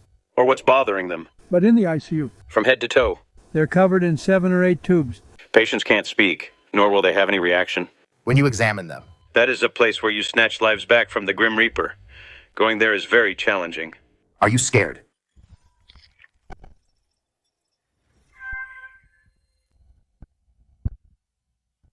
Not at all.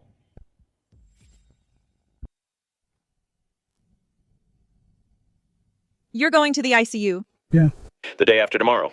The ICU doesn't have the authority to perform surgeries independently, but they are there every day doing procedures for patients like deep vein punctures and inserting indwelling needles. The suturing skills you honed in general surgery don't let them deteriorate after just 2 weeks there. Don't worry, I won't. No matter how loud the ICU machines beep, remember, the one lying in the bed is still a human being. Want to grab dinner together later? I have a shift later. You go ahead. Last night, while on duty at the hospital, I was even hearing people cough in my dreams. All that wheezing and that wet, phlegmy sound. The coughing made my pillow vibrate. Along with it, pulmonology is really no place for humans. It's like a giant 3D holographic orchestra. Seriously, though. What you did has now become a legend. Even my classmates working at other hospitals called to ask me about it. They asked if our hospital really produced a legendary talent who flipped the examiner's table just to save an actor during the exam. Even though you got a 0 among the residents, you've become a total legend. Lin Shu, the paper's layout is finalized. It'll be published next month. I've already notified the education department about your status as second author. Let me treat you to dinner this weekend. No one else, just a few from our team, okay? Thanks, Dr. Wei. Take it easy in the new department. Don't cause too much of a stir. Your mentor is so polite to you. Dr. Wei is a nice person. I heard you're soon starting your rotation in the ICU. Good luck.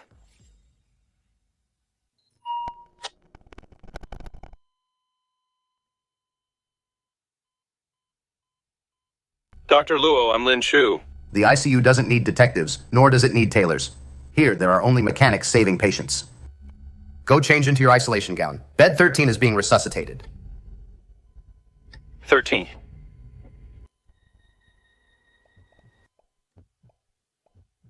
There are too many fatal causes, even the system. Can't accurately determine. On her body, the most fatal lesion, which one it actually is.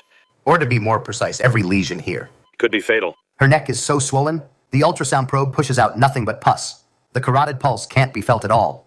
Your supervising director said, "You have a pair of hands with x-ray vision now. You have 1 minute to perform a blind internal jugular vein puncture. If you can't find it, she'll die right here."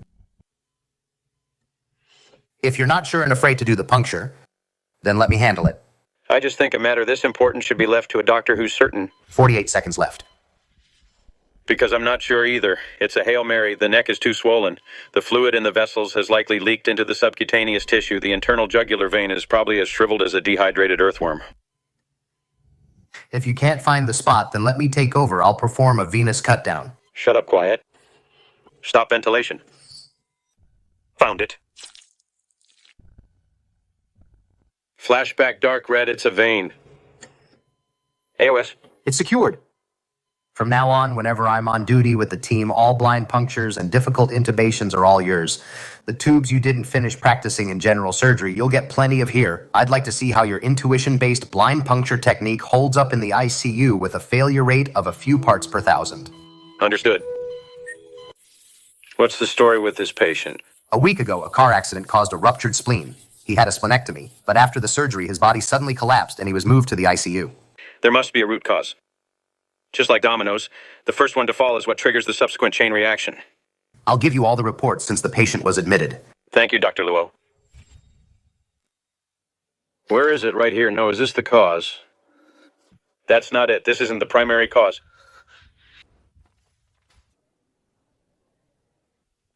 Dr. Luo, I found it the cause for bed 13's condition. All right, go ahead. The trigger for her systemic symptoms isn't in the chest cavity or in the blood. It's a surgical issue inside her body. There's a leak. A leak. Her spleen was removed in general surgery. The spleen is a solid organ. It's not the intestines or the stomach. There's no such thing as a leak there. Besides, her drainage tube hasn't shown a drop of intestinal contents or gastric juice, so tell me, where exactly is the leak? It's not the stomach or the intestines. It's a pancreatic leak. A pancreatic fistula. The impact from the car accident didn't just crush the spleen. It also caused a hidden contusion right next to the splenic hilum. To the tail of the pancreas, I checked the general surgery records. The bedside ultrasound from 2 days ago, there was only a small amount of localized fluid in the abdominal cavity. There was no sign of a large-scale accumulation of pancreatic juice because her drainage tube was positioned right in the splenic fossa. As soon as the pancreatic juice leaked, it was immediately sucked away by the tube. You mean? Exactly. As long as that hole in the tail of the pancreas is still leaking fluid, no matter how high the dosage of norepinephrine you give her, you're just maintaining a corpse that's dissolving from the inside out.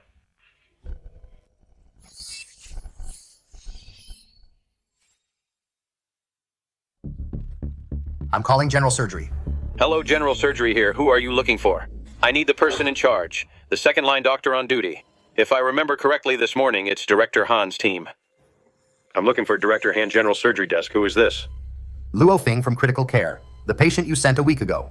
Bed 13 with the splenic rupture. I suspect that she doesn't have postoperative absorption fever, leading to a common infection.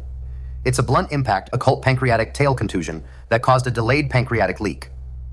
On the 4th day, you gave her high-dose intravenous fluid replacement, which pushed her directly into total collapse, edema, and microcirculatory failure. Dr. Luo medical diagnosis requires evidence, not imagination. The bedside ultrasound from 3 days ago showed no large-scale abdominal fluid. If it were a pancreatic leak, signs of peritoneal irritation would have surfaced long ago. Besides, her drainage tube.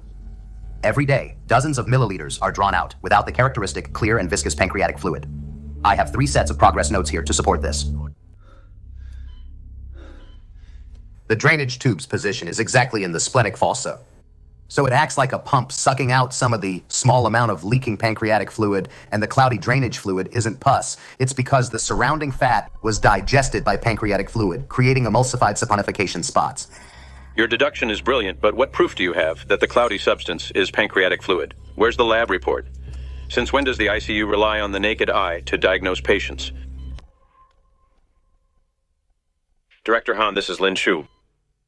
If her drainage fluid's amino acid level is higher than normal blood, by over 500 times, can that be used as an indication for laparotomy? Are you in the ICU? I just transferred today.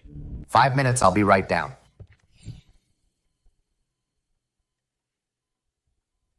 What about the amylase? I'll draw it now. Send it for bedside biochemistry stat. We're only missing the drainage fluid amylase test result.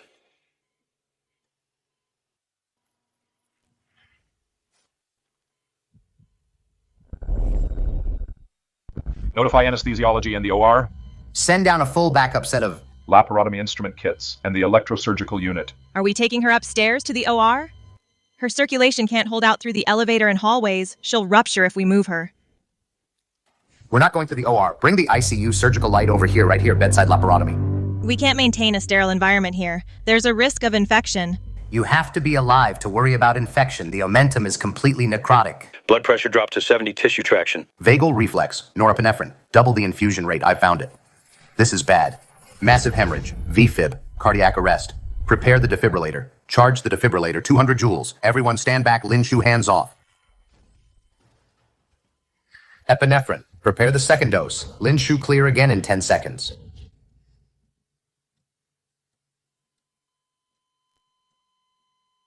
Confirmed. She's back. Lead surgeon. It's up to you. She's on norepinephrine and dopamine stimulation. This heart can only last 20 more minutes. If you don't close the abdomen within 20 minutes, she still won't make it. Lin Shu, can you handle this? I can. You be the first assistant, Guran. You're the second assistant. No, her internal organs are too fragile now. Like a piece of soaked tofu. This suture is like steel wire to her, a little too much force, and her pancreas will be crushed. I have a plan. We can use the thinnest IV cannula. Take the soft tube sleeve off the tip, cut it into 2mm segments, thread them onto the Prolene suture to use as artificial pledgets for tension-reducing sutures. That works. 23,300. The surgery was a success. When you were on her sternum doing those compressions, you used too much force. At least 3 ribs are broken. This shows she has severe osteoporosis. She might also face a flail chest later. But if you hadn't jumped on the bed to perform CPR in the 10 seconds we spent finding the leak, her brain would have suffered massive necrosis due to lack of oxygen. She would have been a vegetable. That tube trick was clever. Well done.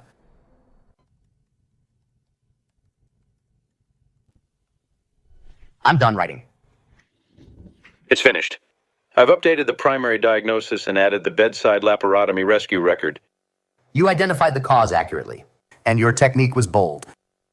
Enough to break her ribs, but without notifying the head nurse. You used a syringe to extract fluid from the sterile drainage tube. That violates the 5th red line of retrograde infection prevention. I've sorted the paperwork for you. All right, go get some food and come back soon.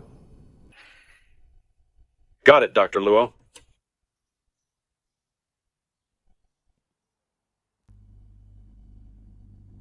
Over here. Boss, 1 beef ramen with extra meat. For your first day in the ICU, you sure made quite an entrance. The group chat is buzzing. You just moved from general surgery to the ICU and immediately humiliated your former department. I saw her blood gas analysis in the ICU system using amylase to crack the case was a brilliant piece of reverse deduction. Just a lucky guess.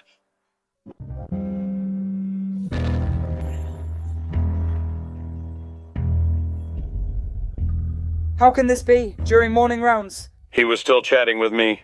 Saying he wanted an orange. Okay, I'm coming back right now. I need to head back first. My friend is in the hospital because he's unwell. He just went to the bathroom. And his blood oxygen suddenly dropped to 50. The instructor said he's shivering and turning blue. They're rushing him to the ICU now. They told me to wait right outside the ICU.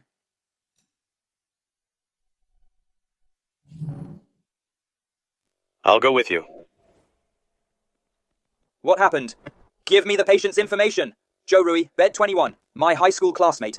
He's 23 and just graduated this year, working at a design firm. It was just a common fever, cough, and a fracture. He was admitted to the respiratory department. I've seen his chest x-ray. Initially, the lung markings were just a bit thick. They said it was mycoplasma or a common viral infection. He was still complaining to me this morning, saying he just became a full-time employee. This illness couldn't have come at a worse time. He's afraid his boss will let him go if he's out too long. He even asked me if he could bring his laptop tomorrow to work on some CAD drawings in his hospital bed. He's always been such a good person. Someone as kind as him. How could he end up in the ICU so suddenly? Move aside. Lin Shu. You're so capable. Please help me save him. He was just chatting with me this morning. I'll do my best. His lungs are failing. Air can't get in at all. It's a classic case of acute respiratory distress syndrome. The rate of deterioration is the fastest I've ever seen. Like cement, his lungs are completely blocked, just like two solid iron bricks filled with lead. Air can't get in, and he can't breathe on his own. He's going to suffocate to death, intubate him, and give him sedatives and muscle relaxants. His spontaneous breathing right now, aside from consuming oxygen, is completely useless. Suppress his respiratory drive. Use the ventilator's high pressure to force his lungs open. He is on the ventilator now. Pure oxygen ventilation. PEEP adjusted to the maximum limit, 15 centimeters of water.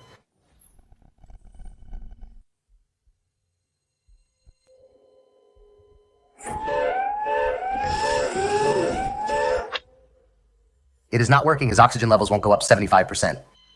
This is bad systolic blood pressure dropped to 60 jugular venous distension. Tension pneumothorax. Stop the ventilator. We can't keep using it. If we continue, his lungs will burst. Lower the pressure. Maintain low-speed ventilation. Stop forcing air in. If you keep blowing, his other lung will explode too. His lungs have quit right now. No matter how much oxygen we pump in, it is like blowing air into a rock. Go call the medical affairs office and cardiothoracic surgery. Start ECMO. Start ECMO. If we don't, he won't last past midnight. Starting the ECMO machine. That is 50,000 and 15,000 every day. After that doesn't even include the cost of antibiotics and nutrients. Have someone notify the family outside. Tell them to bring the money and the DNR consent form and come to the consultation room. ECMO.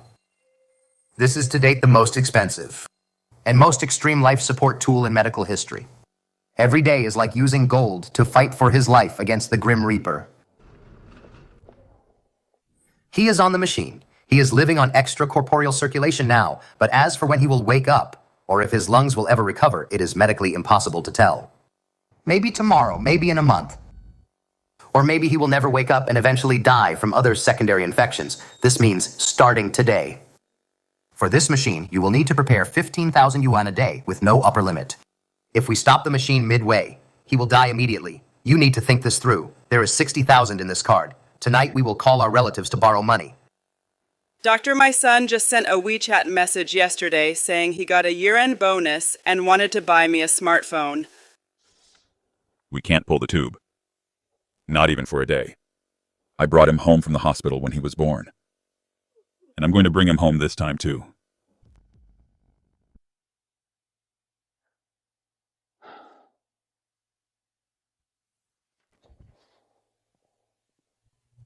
Contact the Medical Affairs Department. Apply for the Poverty Fund. Use the Emergency Rescue Fund advance payment process. Every day we can stall counts. I thought I was used to life and death, but I realize I'm still not. Lin Shu. While in the ER, even a 1 in 100,000 case of Takayasu arteritis, you were able to diagnose. Can you tell if his lungs can still be saved? I can see the cause, But as for the cure... I know. You. Thank you. It's not working. All the top experts conclude in their papers that the only way is to maintain extracorporeal ventilation, use pulse steroid therapy for infection, along with assisted ventilation, and wait for the lung function to recover on its own. But at $15,000 a day, his family simply can't afford it. 9 o'clock training center on the 7th floor. Go for your retake. I'm not finished yet. Hurry up and get your professional certification retake finished. Stop acting like a savior all the time, sitting here staring at the screen. If your head is filled with cement, then in here, you're just a piece of junk wasting electricity. Just go already, 9 o'clock. Training center on the 7th floor, go for your retake. Oh, it's killing me. Lie flat and bend your knees. This doctor is so mean. Migratory right, lower quadrant pain, atypical signs of peritoneal irritation. Order an urgent CBC and an abdominal ultrasound. Suspected acute simple appendicitis. Administer IV cephalosporins in the ER. Director Shen. Is this student. In a foul mood today, the diagnosis is correct, but his attitude is too cold. Bedside manner and communication. Physical exam protocols and etiquette, with points deducted from these categories. I doubt he'll even reach the passing grade. His mind is completely on that patient on ECMO. This exam is just a formality to him. This is what a real compassionate doctor looks like. So, does he pass? What do you think?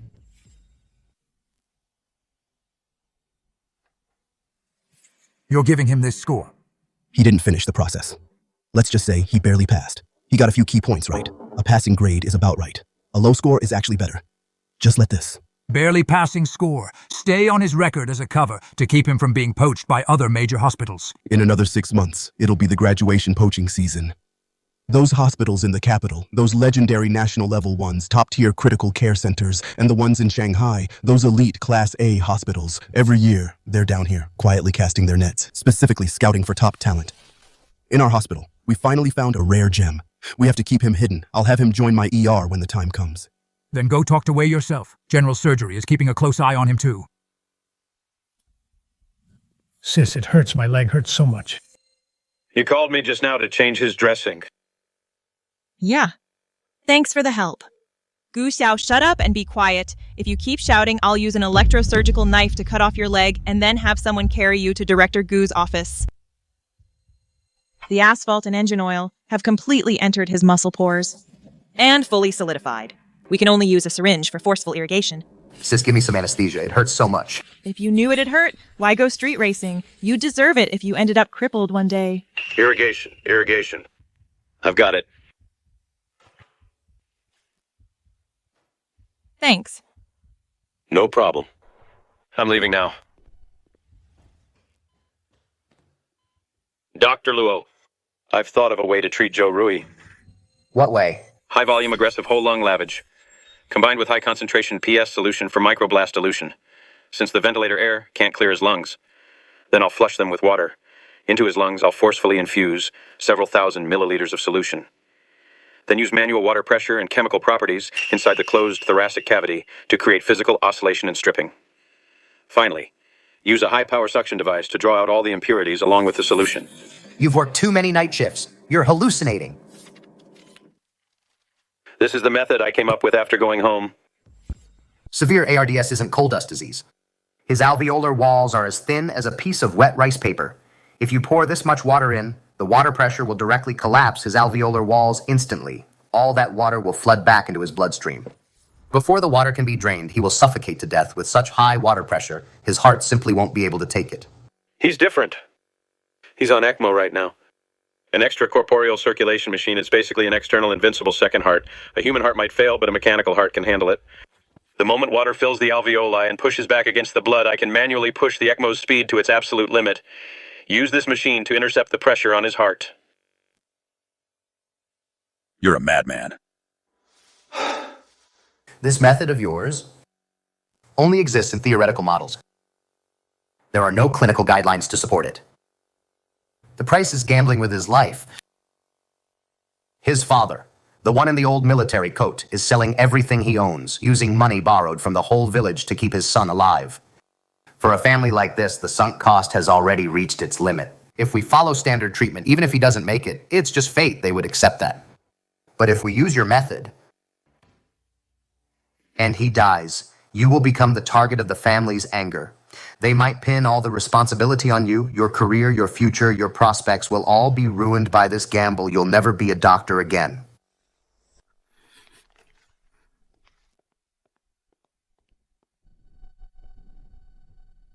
I just went to pay the bill. Today's fees are paid. Sir, please come with me. Sir, that $15,000 machine. Can't pump the blood anymore. We don't have to wait until tomorrow. He'll be gone by this afternoon. But Dr. Lin inside. Late last night, he figured out a way.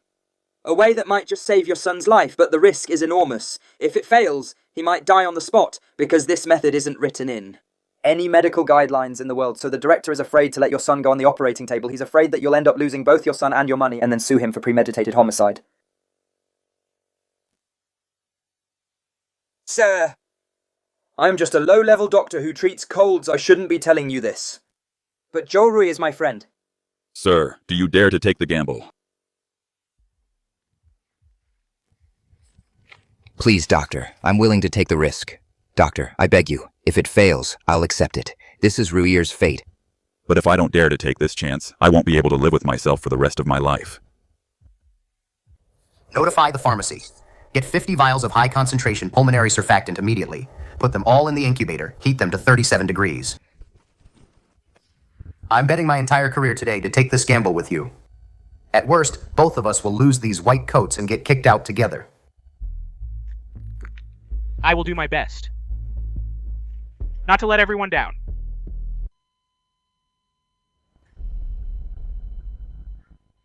The machine is maintaining circulation. It's holding up. It's coming out. The impurities in the lungs are being suctioned out. Airway pressure is dropping. Air resistance is decreasing. This clogged cement lung can finally breathe.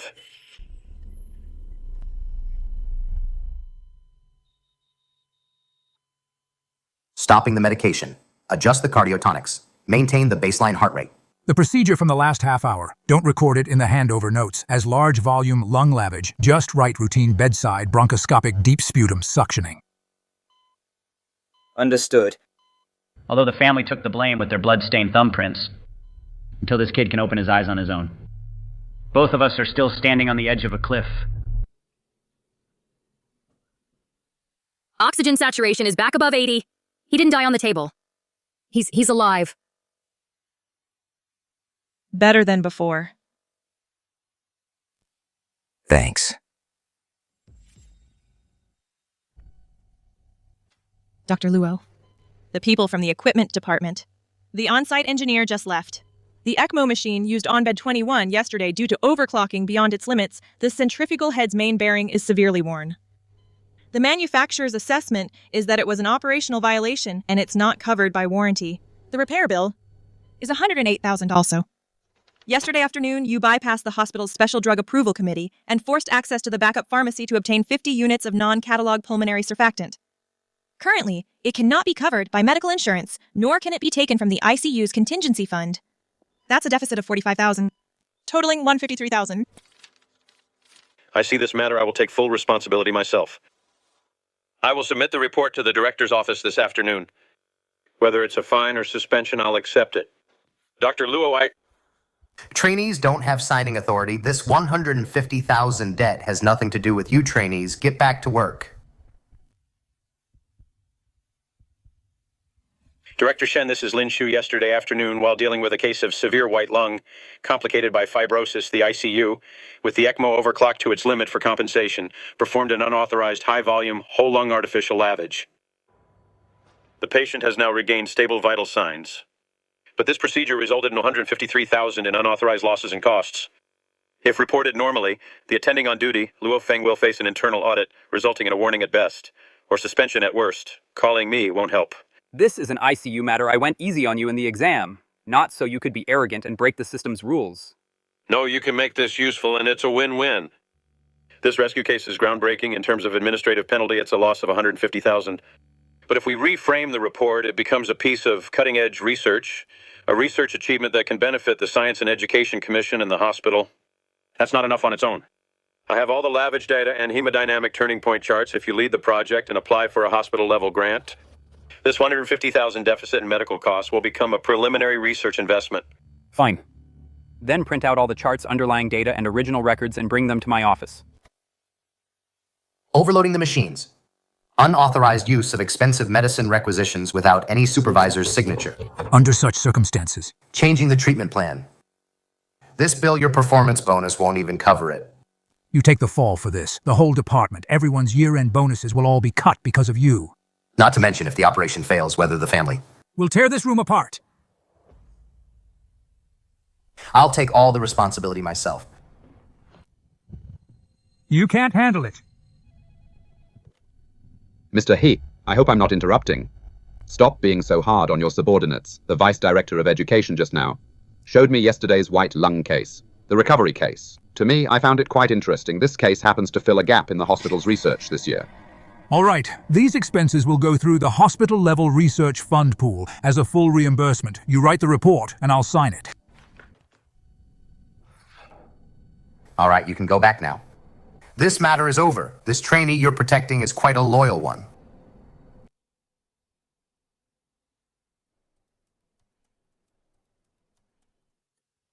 Your rotation in the ICU is over. My heart rate this month has been more intense than the whole past year. You're excellent, but you must learn to protect yourself. Thank you, Dr. Luo. I've learned a lot here, too. Dean Chen, really? That is just an ordinary trainee. You've got it wrong. That reported severe ARDS case, total lung extracorporeal elution compensation model. The underlying negative pressure circulation And the derivation logic. are definitely not things your provincial hospitals. Those few associate professors who just follow the book could ever come up with Dean Chen. Let me explain. This data was jointly compiled by several departments in our hospital. This trainee was just an assistant. Bullshit. Do you think we at Sheehy, the old-timers on the review board, are blind and your hospital that paper published the month before last in the Journal of Macrovascular Diseases? This trainee named Lin Shu was the second author. Don't tell me your provincial hospital has two geniuses with the same name, working in general surgery and ICU respectively. Dean Chen. This trainee doesn't even have his medical license yet. Last week he was even penalized for a violation. Just barely passed. He's just average. Enough. Stop your little games of hiding talent. You won't be able to keep this talent.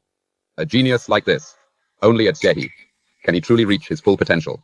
In a while, there's a national medical conference in the capital. Bring him along.